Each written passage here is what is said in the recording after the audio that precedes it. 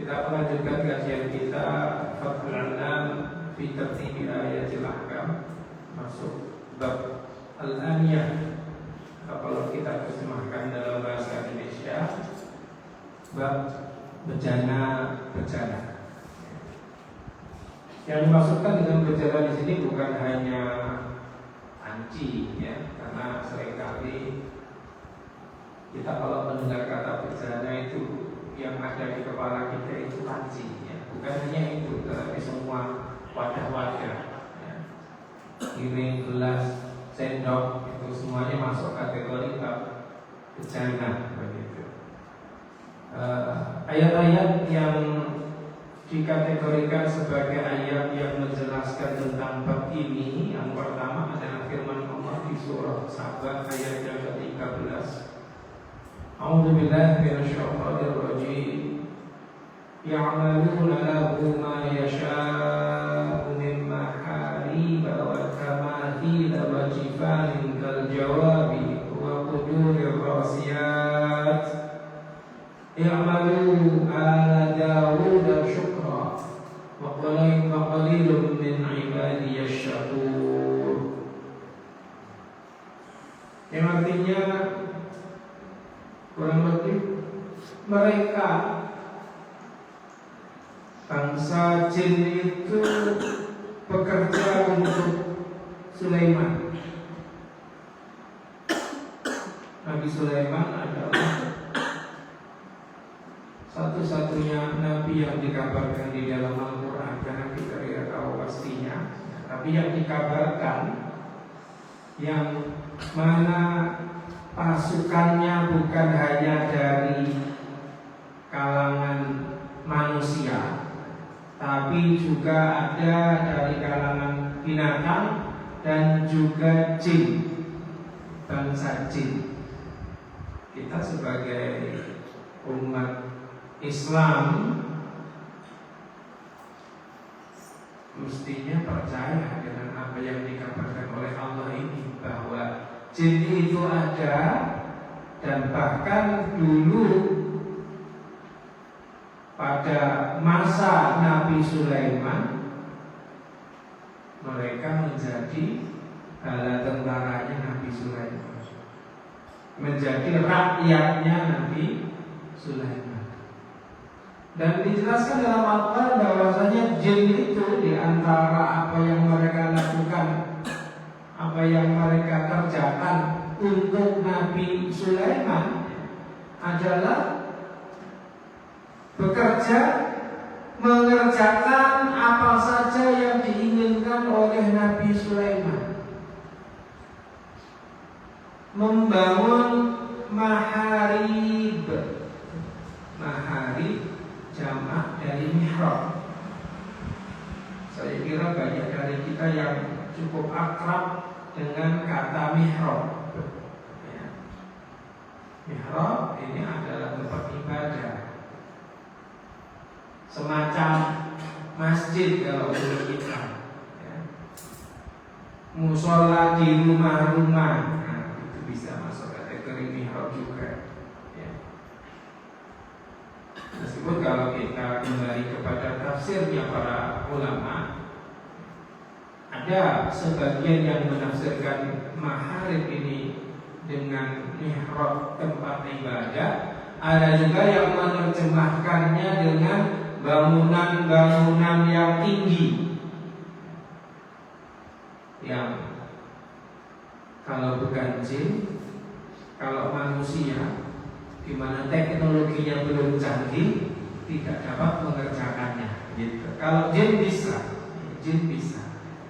karena teknologinya jin ini berbeda dengan teknologi manusia.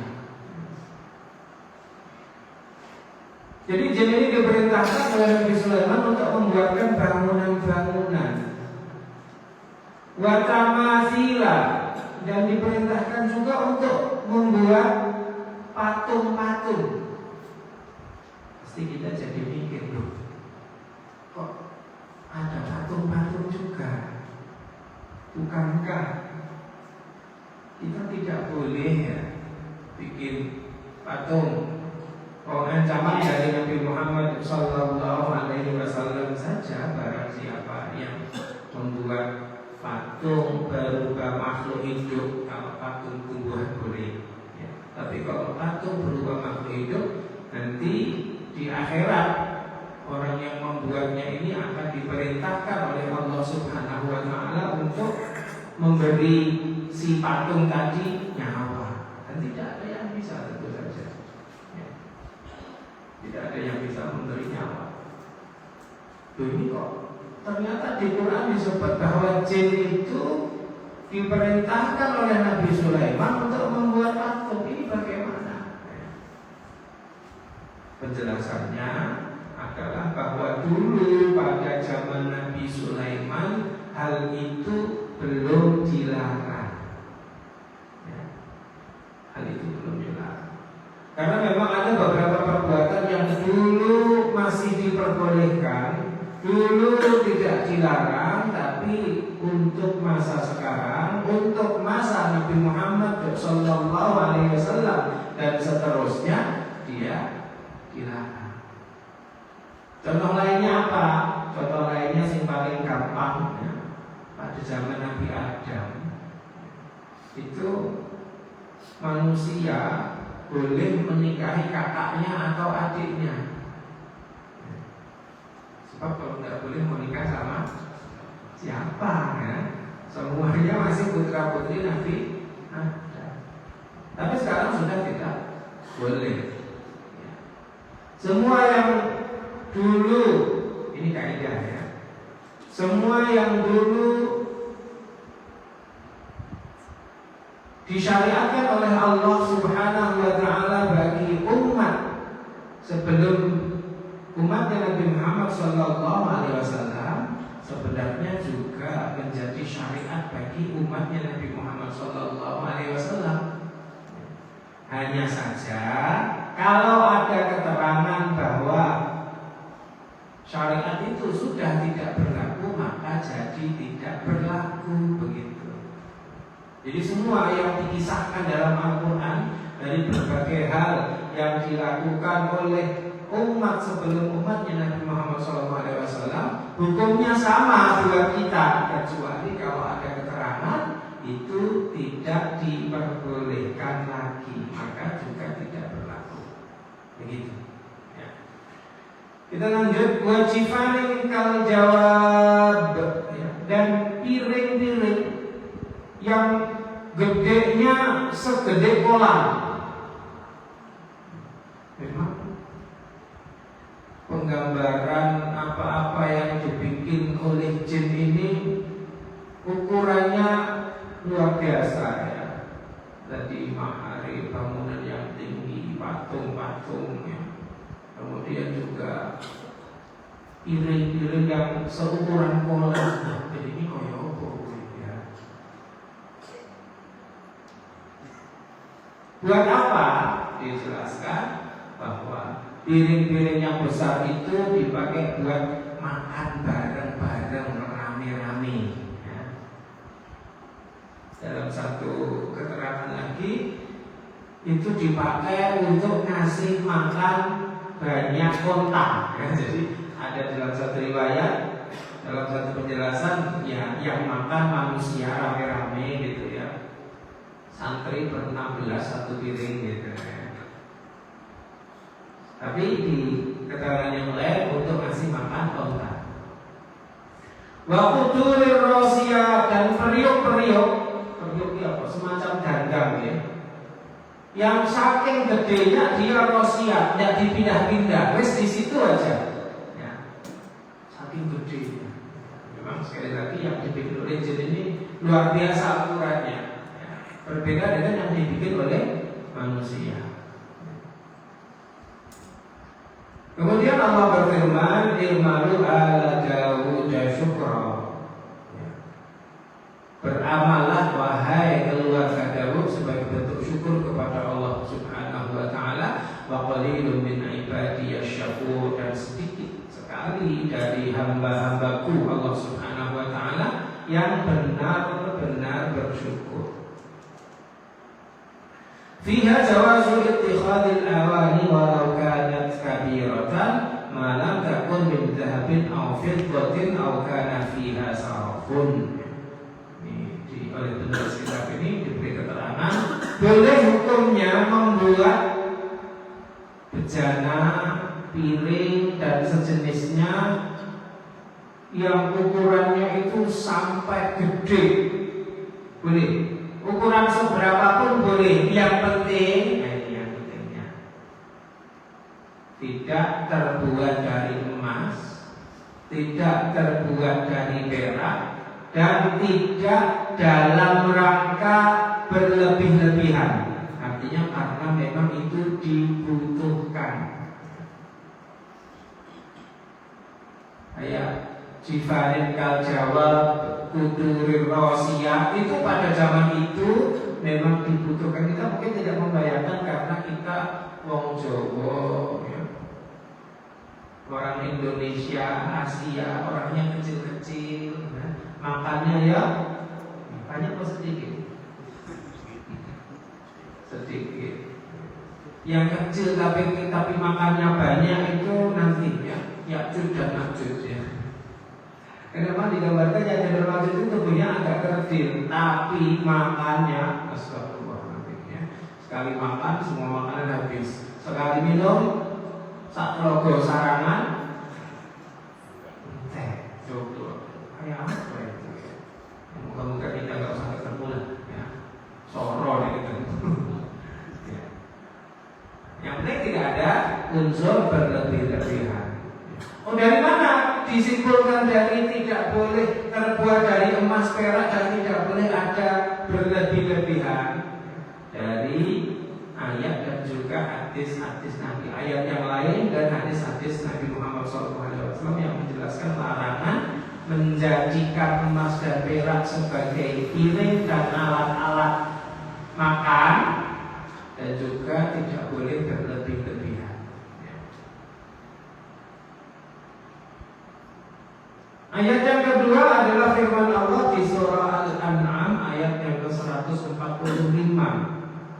Yang kalau kita baca, ini tidak secara langsung berbicara juga tentang bejana-bejana. Bunyinya a'udzubillahi minasyaitonir rajim. Qul la ajidu fima uhiya ilayya muharraman 'ala ta'imin yat'amuhu illa an yakuna maytatan aw daman masfuhan aw lahma khinzirin fa innahu rijsun aw fisqan uhilla li ghairillahi bih faman ittara ghaira baghin wa la 'adin fa inna rabbaka ghafurur rahim. Ayat ini biasanya saya sebagai pengajar materi usul fikih saya jadikan sebagai salah satu ayat andalan untuk menjelaskan pentingnya melihat asbabun nuzul dan pentingnya kembali kepada tafsiran dari para ulama. Karena tanpa melihat asbabun nuzul dan tanpa kembali kepada tafsiran dari para ulama, potensi memahami ayat ini secara salah, secara batin itu besar sekali. Pertama-tama kita coba memahami tanpa melihat asbabun nuzul dan tanpa merujuk kepada tafsirannya para ulama, yang kita coba nanti akan mengetahui salahnya. Kalau kita terjemahkan secara harfiah artinya, katakanlah hai Muhammad, aku tidak mendapati di dalam apa yang diwahyukan kepadaku hukumnya haram, kecuali jika makanan itu, maksud saya haram untuk dimakan bagi orang yang mau makan, kecuali jika makanan itu berupa bangkai, darah yang dialirkan, daging babi, atau daging babi itu disebut Allah sebenarnya dia najis ya. Atau sesuatu yang fisik yang dipersembahkan untuk selain Allah. Barang siapa yang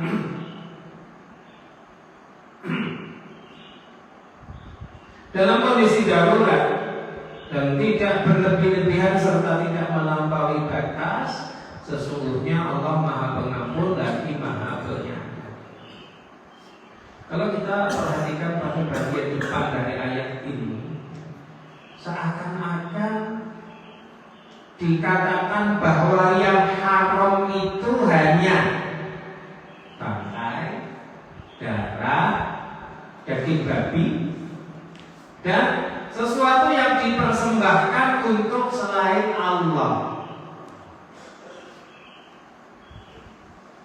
Sehingga kita bisa memahaminya, tapi salah ya. Selain dari yang disebut ini berarti tidak haram, halal berarti. Padahal tidak seperti itu. Ada binatang-binatang lain yang tidak disebut di ayat ini yang juga haram. Nah, kalau kita melihat asbabun nuzul, kita jadi tahu bahwa kenapa kok yang turun ayat yang bunyinya seperti ini. Jadi ini sababun nuzulnya. Orang-orang Quraisy dulu itu senengannya waton suloyo sama kaum muslimin. Waton suloyo itu bagaimana? Selalu megani dengan apa yang diyakini, diucapkan dan diamalkan oleh kaum muslimin. Artinya ketika Rasulullah memerintahkan sesuatu, mereka melanggar. Kalau Rasulullah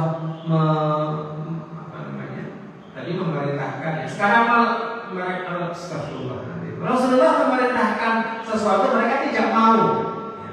Mereka tidak mau mengerjakannya. Kalau Rasulullah melarang sesuatu, mereka melakukan kebalikannya, yakni melakukannya. Maka ketika mereka selalu seperti itu, kalau mereka memang betul-betul mau konsisten dengan kesimpulan mereka yang waton suloyo itu, Allah turunkan firman-Nya, Muhammad katakanlah, aku tidak mendapati dalam apa yang diwahyukan kepadaku itu haram.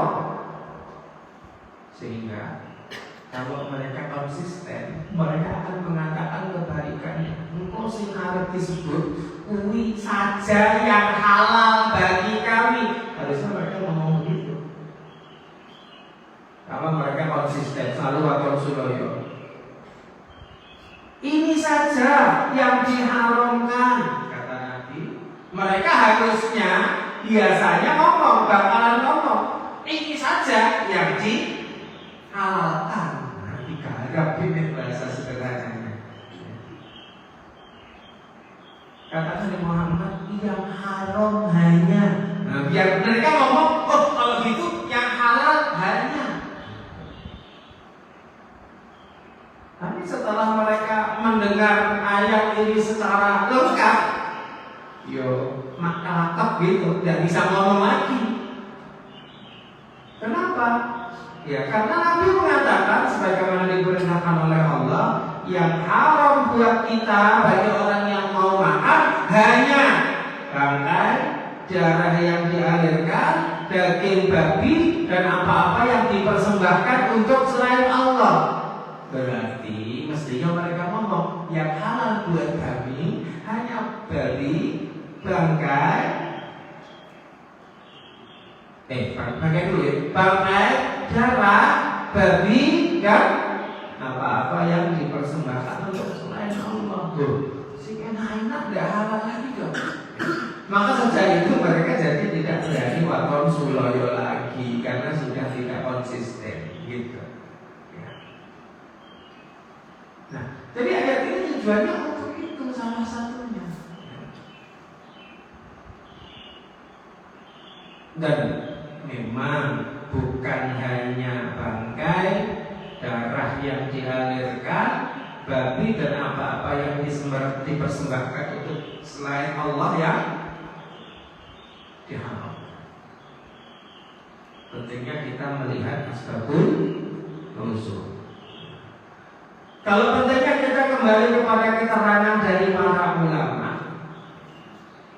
Ketika kita membaca al-fisqan uhilla li ghairillahi bihi, itu bisa jadi dipahami apa saja yang dipersembahkan untuk selain Allah itu apa sajanya, apa saja isinya. Bisa jadi kita menyimpulkan apa saja itu adalah ya semua kok haram. Padahal kalau kita kembali kepada penjelasan dari para ulama, yang dimaksud dengan aufisqan uhilla li ghairillahi bihi di sini adalah binatang-binatang yang disembelih dipersembahkan untuk selain Allah.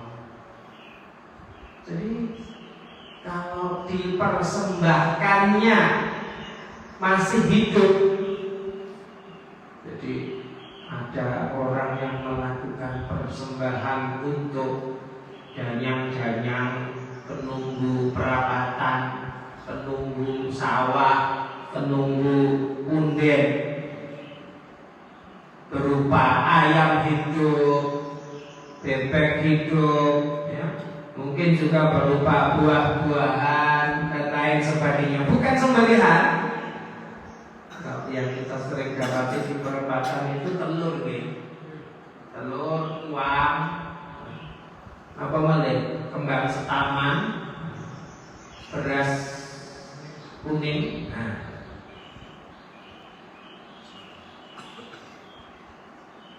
itu bukan termasuk ma'uhillah li ghairillahi bihi. Tidak termasuk yang dipersembahkan untuk selain Allah dalam arti yang diharamkan. Karena yang dimaksud adalah yang disembelih. Sehingga binatang-binatang atau benda-benda yang dipersembahkan kepada selain Allah tadi kategorinya adalah benda-benda yang dibuang. Kalau benda itu dibuang, berarti tidak ada pemiliknya. Kalau tidak ada pemiliknya, sopo-sopo sing gelem boleh mengambilnya.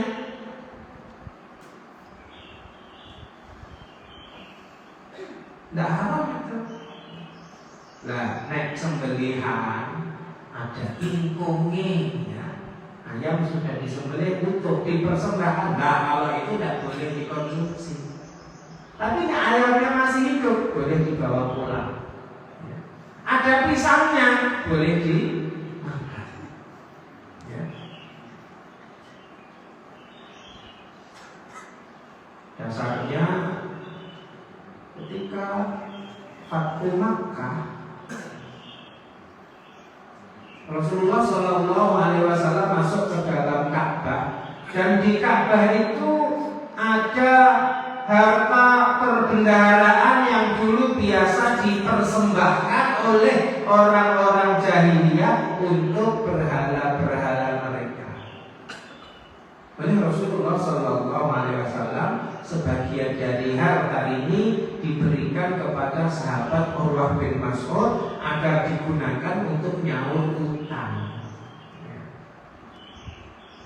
Kalau memang itu termasuk yang uhilla li ghairillah, maka tentunya Nabi tidak akan memberikannya kepada sahabat Urwah. Nah, di situ. Jadi inilah pentingnya kita kembali kepada penjelasan dari para ulama untuk apa yang diinginkan, apa yang dimaksud oleh Allah Subhanahu wa Ta'ala di dalam Al-Quran. Fiha najasatu afmil maitah. Di ayat ini kok masuk ke bab aniyah itu di bagian mana? di bagian tulang bangkai. Loh, kok agak jauh ya? Iya. Karena ketika Allah Subhanahu wa taala mengatakan bahwa fa innahu rijsun, ya, itu meliputi maitah, daman masfuh, lahma khinzir. Maitah atau bangkai itu berarti meliputi semua yang ada pada bangkai tadi. Pada asalnya begitu. Semua bagiannya, termasuk kulitnya pada asalnya. Sehingga para sahabat dulu memahami semuanya, termasuk kulitnya juga. Termasuk kulitnya juga tidak boleh digunakan. Sampai kemudian datang keterangan dari Nabi Muhammad SAW ketika melewati ada kambingnya Maimunah radhiyallahu anha mati, mau dikubur langsung, mau dipendam langsung. Oleh Nabi diingatkan, loh, kok mau dipendam langsung? Nah, kalau bahasa kita begitu, dikuliti dulu, kulitnya disamak. Apapun kulit binatang apapun yang sudah disamak, maka dia jadi suci. Yang dikecualikan oleh Nabi Muhammad SAW dari seluruh bangkai adalah kulitnya, yang mana kalau dia sudah disamak, maka dia jadi suci. Tulangnya tidak boleh. Tulangnya masuk kategori najis, sehingga tulangnya tidak boleh digunakan. Tulang bangkai deh, kalau tulang binatang udhiyah yang sudah disembelih dengan membaca basmalah tidak najis, boleh digunakan untuk dibikin alat-alat perkakas, sisir dan lain sebagainya. Biasanya tulang itu dibuat apa toh? Besok, kakak besok. Oh ya. Kalau dari bangkai tidak boleh, tapi kalau bukan dari bangkai boleh. Akhirnya begitu. Penjelasannya seperti itu. Ayat yang ketiga adalah firman Allah di surah An-Nahl ayat yang ke-80. A'udzubillahi minasyaitonir rajim. Wallahu ja'ala lakum min buyutikum sakanan wa ja'ala lakum min juludil an'ami buyutan tastakhifunaha yawma dhanikum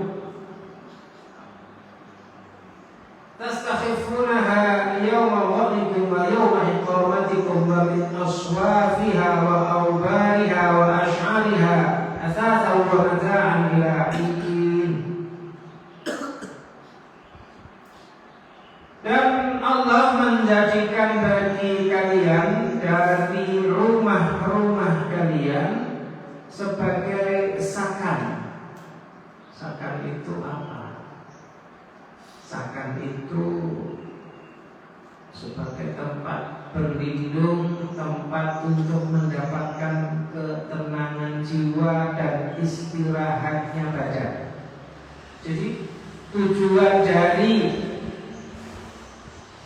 maksud dari Allah Subhanahu wa ta'ala menginspirasi umat manusia untuk membuat rumah itu agar mereka nanti bisa mendapatkan ketentraman ketika berada di dalam rumah. Maka ya kita kalau membuat rumah juga mesti punya niatan seperti itu. Rumah itu tempat kita bisa tenang, tentram. Jangan sebaliknya, rumah malah di sini baik suami ataupun istri tidak kerasan di rumah, tapi biasanya yang istri kerasan, yang suami suka tidak kerasan. Siapa yang ingin tidak kerasan? Ya suami sendiri. Suami sendiri. Mungkin dari awal tidak ada niat untuk menghadirkan sakinah di rumah. Harus ada niat. Insya Allah nanti akan dibantu oleh Allah Subhanahu wa Ta'ala. Sudah, ini bukan kajian pernikahan ini, kok malah bahas kuih. Dan kami jadikan dan dia Allah jadikan pula untuk kalian dari kulit-kulit binatang ternak. Kulit binatang ternak di sini sebagaimana dijelaskan dalam tafsirnya meliputi kambing, unta, dan domba. Sebagai rumah, Allah menginspirasi orang-orang untuk bikin rumah juga dari kulit binatang ternak, kulit sapi, kulit unta, kulit domba, kulit kambing.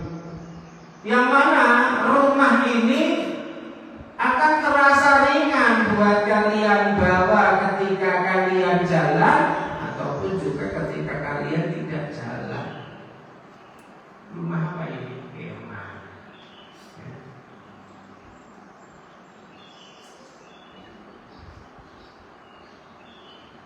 Wa min aswafiha wa awbariha wa ash'ariha, dan juga Allah Subhanahu wa Ta'ala menjadikan dari bulu domba, bulu unta, dan juga bulu kambing, maksudnya menginspirasi manusia untuk memintal atau menjadikan dari bulu domba, bulu unta, dan bulu kambing itu sebagai asasan. Asas itu apa? Asas itu berbagai macam perkakas, wadah-wadah tadi, bejana-bejana tadi. Ya. Memang kalau zaman dulu, zaman belum ada plastik ya, sebenarnya mungkin sudah ada, karena kan memang sudah ada guru dibikin ya, biji plastiknya kan sudah ada, cuma belum ada orang yang kemudian waktu itu orang kalau mau bikin wadah air terbuatnya dari apa? Dari kulit binatang-binatang tadi. Bikin pakaian dari bulu-bulu binatang tadi. Alat-alat perkakas dan juga perhiasan sampai batas waktu yang ditentukan oleh Allah Subhanahu wa Ta'ala. Nah, di sini disimpulkan oleh para mufasir bahwa bulu-bulu, baik itu bulu kambing, bulu unta, bulu domba, dan juga termasuk bulu unggas, itu suci, boleh digunakan untuk ya apa yang menjadi keperluan kita. Tapi kalau sekarang kan memang zaman ini plastik. Dulu mana ada pakaian terbuat dari plastik atau campuran plastik. Hari ini mungkin yang kita pakai ini banyak sekali yang mengandung unsur plastik. Ya. Nah, kalau plastik gimana Ustaz? Najis atau tidak? Tidak. Nah, kenapa mungkin akan sampai pembahasan? Ya, sekarang ini pembahasannya mengenai kulit dan bulu. Kalau kulit menjadi tidak najisnya adalah dengan disamak, tadi sudah saya jelaskan. Kalau bulu-bulu begitu dia lepas dari binatangnya, baik dengan cara alami terlepas sendiri ataupun dengan cara dicukur. Pernah lihat deh, domba-domba dicukur bulunya. Nah, nanti dari hasilnya akan dipintal menjadi benang, lalu akan dibikin kain wol. Biasanya dipakai untuk di daerah-daerah yang dingin. Kalau kita di Takaran ini kita orang cocok, soalnya ini suhu, jadi ya cocoknya kain-kain yang tipis, kain-kain yang menyerap keringat yang biasanya terbuat dari katun ya, biasanya begitu. Ya, ini 3 ayat yang dihadirkan terkait dengan bab bencana, ya, bab alat-alat perkakas yang biasa kita pakai. Ada yang terbuat dari binatang dan ada berasal dari binatang, ya, kulit dan bulu-bulu, dan juga yang bukan dari binatang sebagaimana tadi di bagian yang pertama ya, ketika menjelaskan tentang apa yang dilakukan oleh jin, di mana mereka bikin bangunan, bikin patung, bikin piring, bikin periuk itu dari logam dan sejenisnya. Demikian kajian kita untuk pagi hari ini. Moga-moga pengetahuan kita bertambah, ilmu kita bertambah, takwa kita kepada Allah pun jadi lebih bertambah lagi. Kita akhiri dengan hamdalah dan kafaratul majlis. Alhamdulillahirabbil alamin. Subhanakallahumma wa bihamdika asyhadu an la ilaha illa anta astaghfiruka wa atubu ilaik. Assalamualaikum warahmatullahi wabarakatuh.